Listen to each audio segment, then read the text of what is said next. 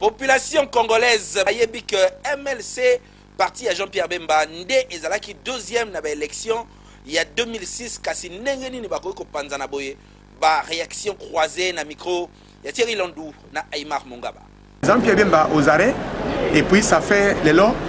4 ans 5e année yango. Le secrétaire général n'a jamais été même à combattant à niveau Amadou. Même ni même Kinkol,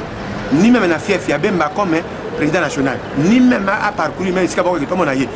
Même si Kobaba qui non, Jean-Pierre Bemba doit quitter soi-disant doit qui par voie na STT. Mais à combattant bon est-ce que on demi bloqué Amadou Samoussa kaka bureau parti est un parti national, on peut pas dire que c'est un parti à Équateur simplement. À mon avis, on soutenir que MLC est un parti national, on a raison parce que les 42% que Jean-Pierre Bemba a récolté dans l'élection,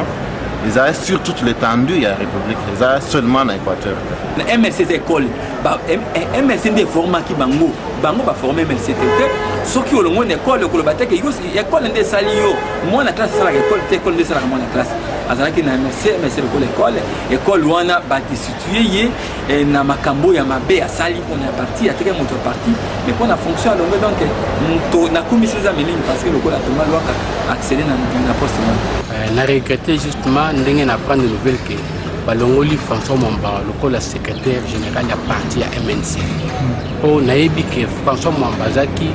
moto yo peut-être biso tozalaki justement côté sur moi espoir sur ponae et surtout façon nae justement ya ko lobela parti à MNC na absence de Jean-Pierre Bemba bon jusqu'à ezaki déjà